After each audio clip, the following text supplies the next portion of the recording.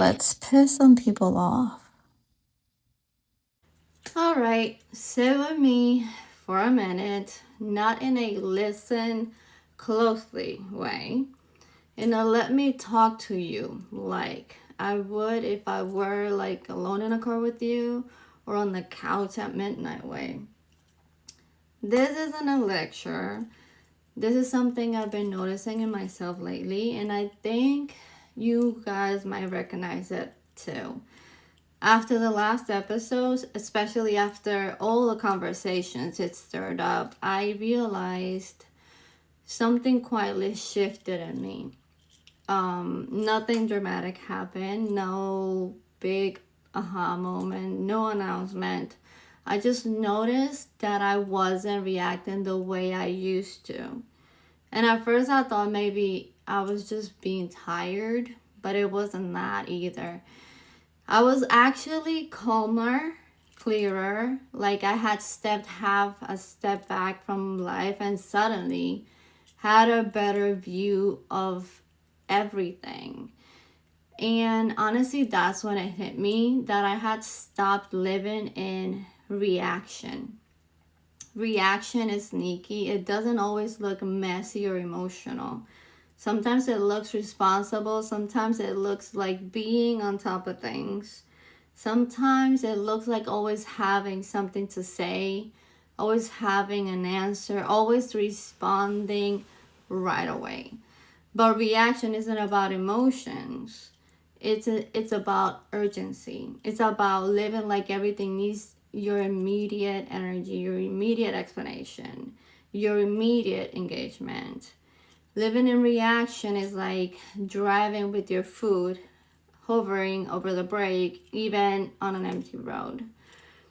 You're not crashing, but you're tense the whole time. And eventually, that tension becomes your normal, becomes your everyday life. And for a long time, I thought reacting meant I cared. I confused that a lot. It meant I was present, involved, awake. But what I started to see was that the most of my reactions weren't coming from intention. They were coming from habit, created habit, from a nervous system that learned a long time ago that staying alert was safer than staying still. So I was answering things quickly, even when nothing was urgent, happened constantly. Explaining myself even when I had already decided. Engaging in conversations that didn't actually align with me constantly just because I felt pulled into them.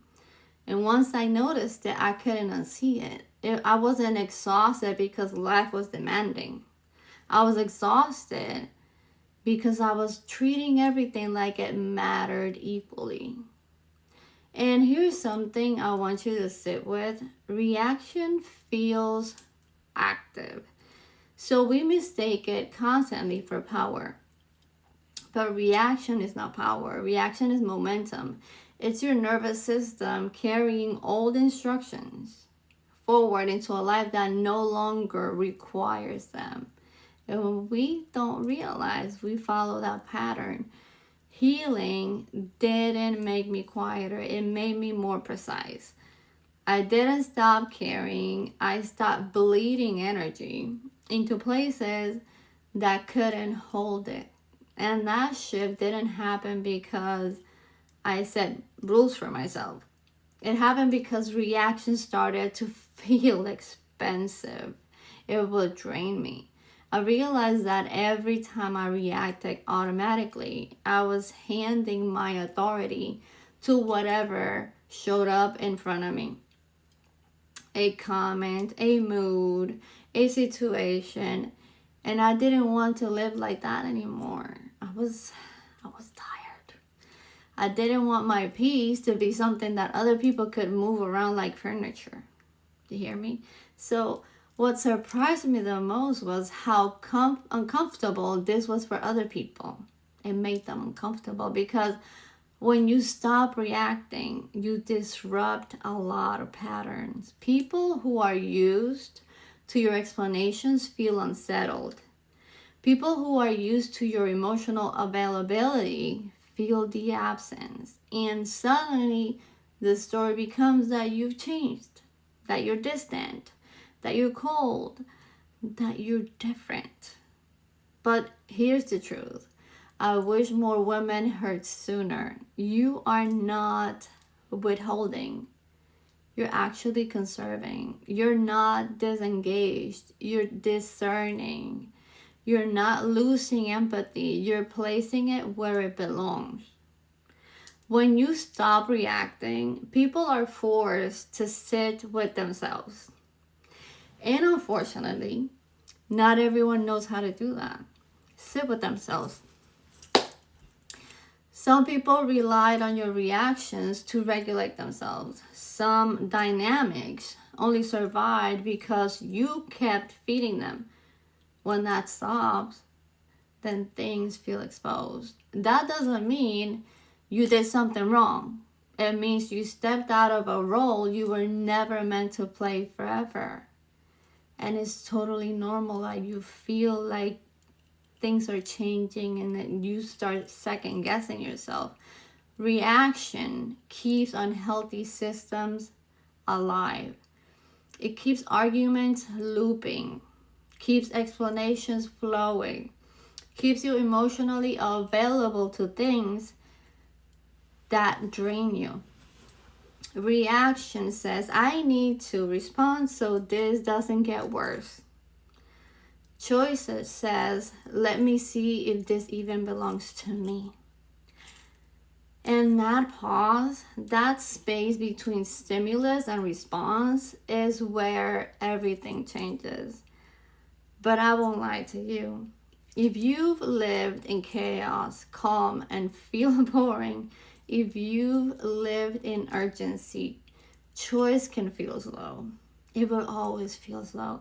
When your nervous system is used to noise, silence can feel empty at first. That doesn't mean something is missing. It means your body hasn't learned yet that peace doesn't need to announce itself. And reaction is constantly fast. So when you choose to be the choice is intentional. Reaction is a reflex. Choice is a relationship with yourself. When you choose if you're going to react or not. And when you don't. Here's a metaphor that landed for me that I read a while ago. Reaction is living like every knock at the door must be answered immediately. Choice is realizing you're allowed to look through the window first. That's quite interesting.